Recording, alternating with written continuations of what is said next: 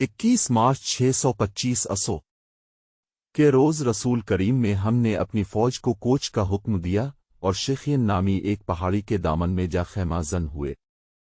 अब सीएम के साथ 1000 प्यादा मुजाहिदीन थे, जिनमें 100 ने सरों पर ज़ीरा पहन रखी थी। मुजाहिदीन के पास सिर्फ 2 घोड़े थे, जिनमें से एक नबी मिटी एम के पास था। इस मौके पर मुनाफिकीन के निफाक का पहला खतरनाक मुजाहिरा हुआ, जो गद्दारी के मुतरादिफ था।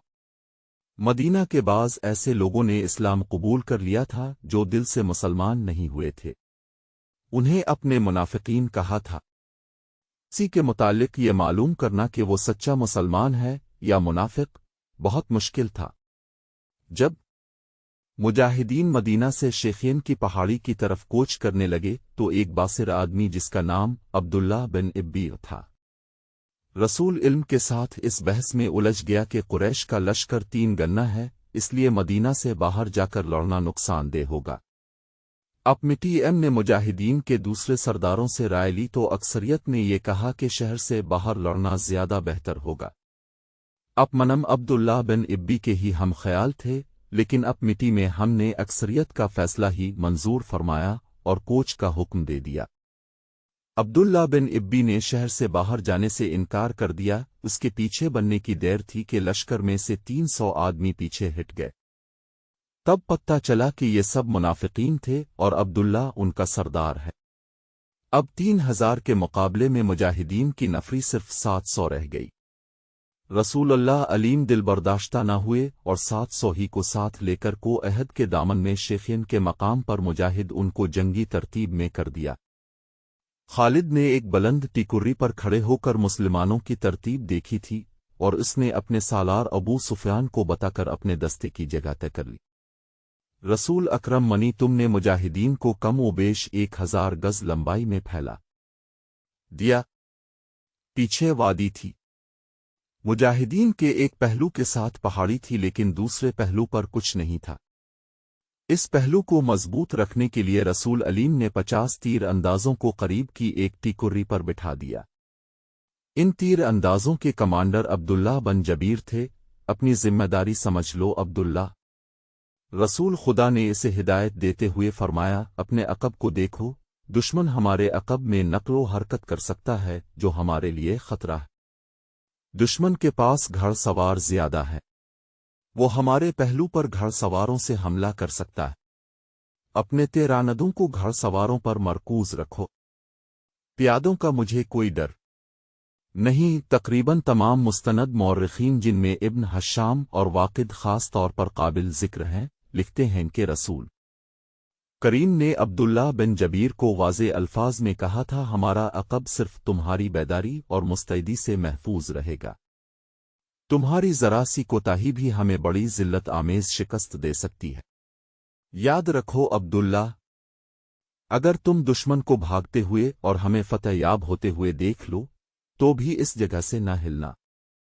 अगर देखो कि हम पर दुश्मन का दबाव मुबे गया है और तुम्हें हमारी मदद के लिए पहुंचना चाहिए तो भी ये जगह न छोड़ना।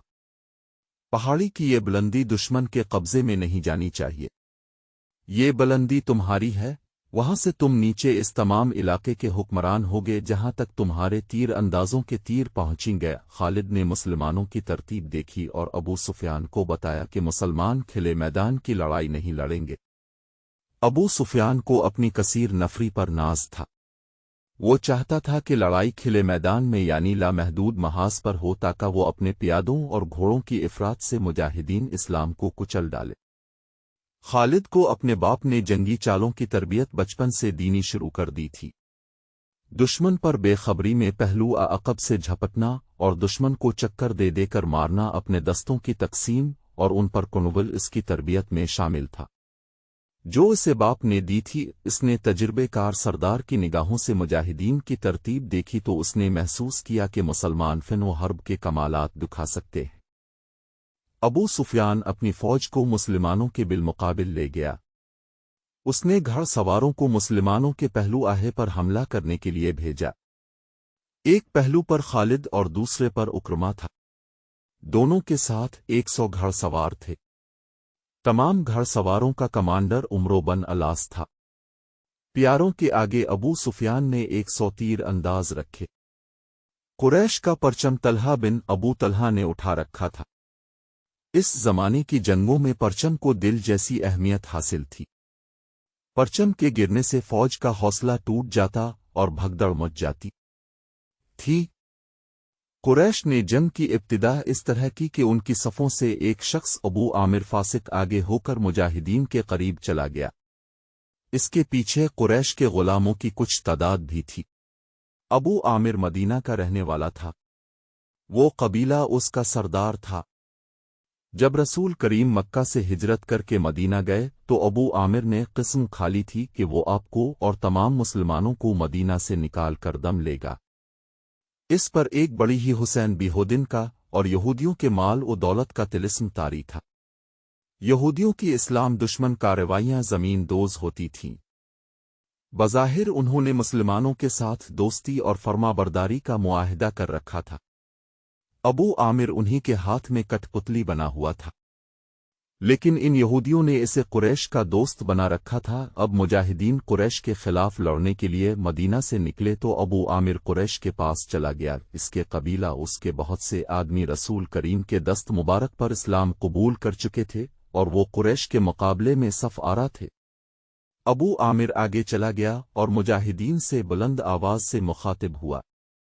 رسول کریم نے اسے فاسق کا خطاب دیا تھا۔ قبیلہ اس کے غیرت مند بہادروں۔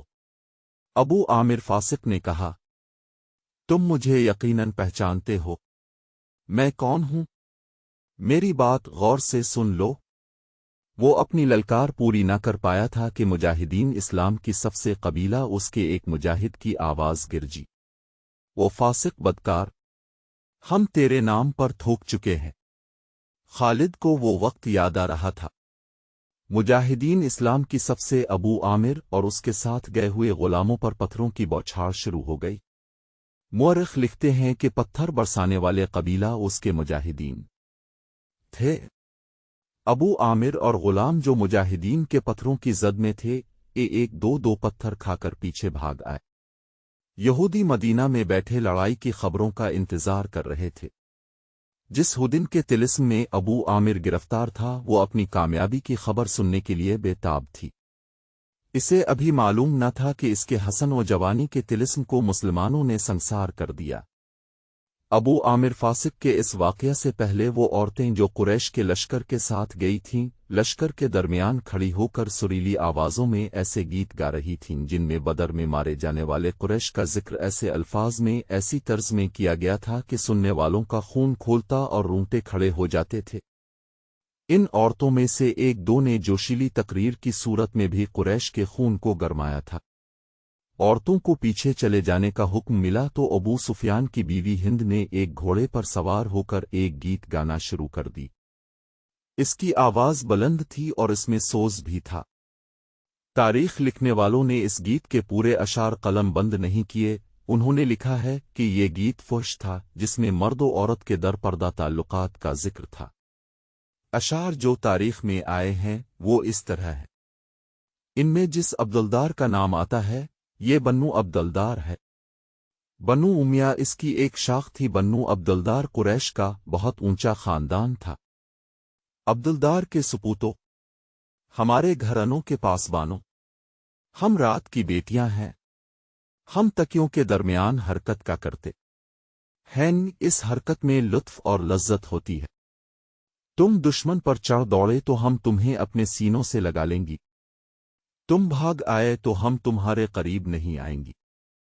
اس کے بعد ابو عامر فاسق پر مجاہدین اسلام کی طرف سے سنگ باری ہوئی اور اس کے فوراً بعد قریش نے مجاہدین پر تیر پھینکنے شروع کر دیے۔ مجاہدین نے اس کے جواب میں تیر برسائے۔ خالد اپنے پہلو والے مسلمانوں کے پہلو پر حملہ کرنے کے لیے اپنے 100 سواروں کے ساتھ تیزی سے بڑھا۔ اسے معلوم نہ تھا کہ بلندی پر تیر انداز چھپے بیٹھے۔ اس کے سوار بے دھڑک چلے آ رہے تھے۔ راستہ ذرا تنگ تھا، سواروں کو آگے پیچھے ہونا پڑا۔ خالد سوچ سمجھ کر اپنے سوار دستے کو اس پہلو پر لایا تھا۔ اپنے باپ کی تربیت کے مطابق उसे बड़ी खुद एतमादी से तवक्को थी कि वो हल्ला बोलकर मुसलमानों को इस पोजीशन में ले आएगा कि वो पसपा हो जाएंगे और अगर जिम कर ना लड़े तो कुरैश के घोड़ों तले कुछ ले जाएंगे। मगर मुसलमानों के पहलू से इसके सवार अभी दूर ही थे कि ऊपर से तीर अंदाजों ने इसके अगले सवारों को ना आगे जाने के काबिल छोड़ा ना वो पीछे हटने के काबिल रहे। एक एक सवार कई कई तीर खाकर गिरा और जिन घोड़ों को तीर लगे उन्होंने खालिद के सवार दस्ते के लिए क़यामत बपा कर दी। पीछे वाले सवारों ने घोड़े मोड़े और पसपा हो गए। इधर कुरैश की औरतों ने दफ और ढोलक की थाप पर वही गीत गाना शुरू कर दिया जो हिंद ने अकेले गाया था। अब्दुलदार के सपूतो, हम रात की बेटियां हैं, हम तुम तकियों के दरमियान।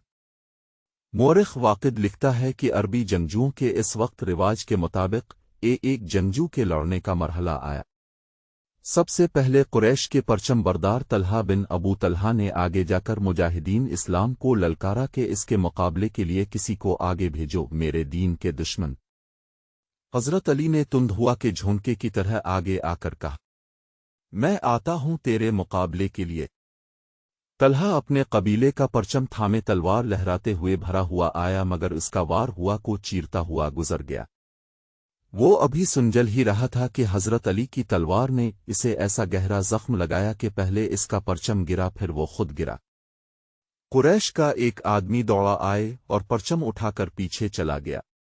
अली उसे भी गिरा सकते थे, मगर इनफरादी मुकाबलों में ये रवा न था। तलहा को उठाकर पीछे ले आए। इसके खानदान का एक और आदमी आगे बढ़ा, मैं इंतकाम लेने का पाबंद हूं। वो ललकार कर आगे गया। अली इम्र तलवार की काट देख हजरत अली खामोशी से इसके मुकाबले पर आ गए। दोनों ने एक दूसरे की आंखों में आंखें डाले एक चक्कर काटा, फिर उनकी तलवारें और ढालें टकराईं और उसके बाद सब ने देखा कि हजरत अली की तलवार से खून टपक रहा है और उनका मद मुकाबिल जमीन पर पड़ा तड़प रहा था। फिर कुरैश के मुताद्दिद आदमी बारी बारी ललकारते हुए आगे बढ़े, मुजाहिदीन के मुकाबले में मरते गए। कुरैश का सालार आला अबू सुफियान अपने आदमियों को करता देखकर गुस्से से बेकाबू हो गया। जंगी दस्तूर के मुताबिक उसे इनफरादी मुकाबले के लिए नहीं उतरना चाहिए था, क्योंकि वो सालार था। इसके मारे जाने से इसकी फौज में अबतरी फैल सकती थी, लेकिन वो अपने आप पर काबू ना रख सका। वो घोड़े पर सवार था। उसने घोड़े को अलिफाड़े लगाई और ललकारता हुआ आगे चला गया।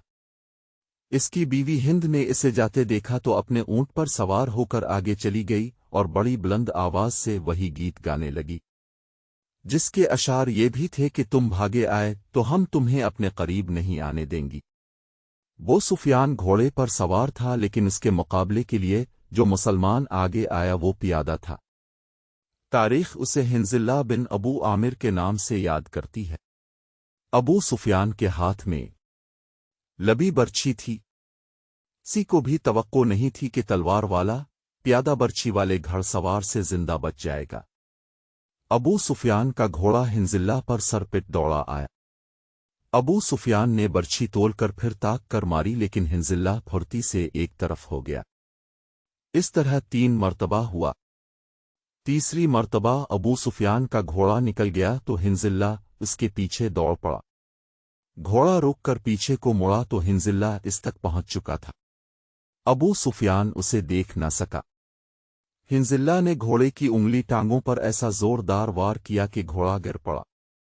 अबू सुफियान दूसरी तरफ गिरा।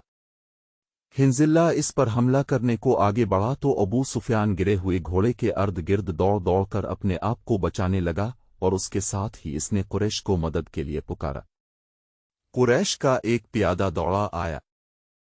मुसलमान इस गलत फहमी में रहे कि ये आदमी अबू सुफियान को अपने साथ ले जाएगा, लेकिन इसने बेउसूली का मुजाहिरा किया। पीछे से नजिल्ला पर वार करके उसे शहीद कर दिया। अबू सुफियान अपनी सफ़ों में भाग गया। आखिरी मुकाबले के लिए कुरैश की तरफ से अब्दुर्रहमान बिन अबू बकर आया। मोरिख वाकिद ने यह वाक़या इस तरह बयान किया है कि अब्दुर्रहमान बिन अबू बकर की ललकार पर उसके वालिद हज़रत अबू बकर सिद्दीक, जो इस्लाम कबूल करके अब के साथ थे, तलवार निकालकर अपने जवान बेटे के मुकाबले के लिए निकले। आगे या मुसलमान बाप के काफिर फर्जंद حضرت ابو بکر صدیق نے للکار کر کہا، رسول کریم میں ہم نے دیکھا کہ باپ بیٹا مقابلے پر اتر آئے ہیں، تو اب میلی لی ایم نے دوڑ کر حضرت ابو بکر صدیق کو روک لیا۔ تلوار نیام میں ڈالو ابو بکر، اپ نے فرمایا، اور ابو بکر صدیق کو پیچھے لے گئے۔ خالد کو جنگ کا شور و غل اب بھی سنائی دے رہا تھا۔ وہ منظر اس کی آنکھوں نے اپنی پلکوں میں محفوظ کر رکھا تھا۔ انفرادی مقابلے ختم ہوتے ہی قریش نے مسلمانوں پر حلہ بول دیا۔ رسول اکرم میں ہم نے عہد کی پہاڑی کو اپنے عقب میں رکھا ہوا تھا، اس لیے مجاہدین اسلام کو عقبی حملے کا خطرہ نہیں تھا۔ آمنے سامنے کا مرکہ خونریز تھا۔ مسلمانوں کی نفری بہت تھوڑی تھی، اس کمی کو انہوں نے جذبہ تیغ زنی کے کمالات سے پورا کر دیا۔ اگر قریش کو نفری کی افراط حاصل نہ ہوتی تو وہ مسلمانوں کے آگے نہیں ٹھہر سکتے تھے، وہ نفری کے زور پر لڑ رہے تھے۔ خالد کی نظر رسول کریم ملی علیم پر تھی۔ اب مینیم ایک پہلو پر تھے، یہی پہلو تھا کہ جس پر خالد کو حملہ کرنا تھا۔ اب کہ اس نے اپنے سواروں کو یہ حکم دیا کہ وہ گھوڑوں کو سر پٹ دوڑاتے تنگ راستے سے آگے نکل جائیں اور مسلمانوں کے پہلو پر حلہ بولیں، مگر عبداللہ بن جبیر کے 50 تیر اندازوں نے سواروں کو اس طرح پسپا کر دیا کہ وہ چند گھوڑے اور زخموں سے کراہتے ہوئے گھڑ سواروں کو پیچھے چھوڑ گئے۔ مر کا عروج پر تھا، صرف ایک آدمی تھا جو لڑ نہیں رہا تھا۔ وہ میدان جنگ میں برچھی اٹھائے یوں گھوم پھر رہا تھا جیسے کسی کو ڈھونڈ رہا ہو۔ وہ وحشی بن حرب تھا۔ وہ حمزہ کو ڈھونڈ رہا تھا۔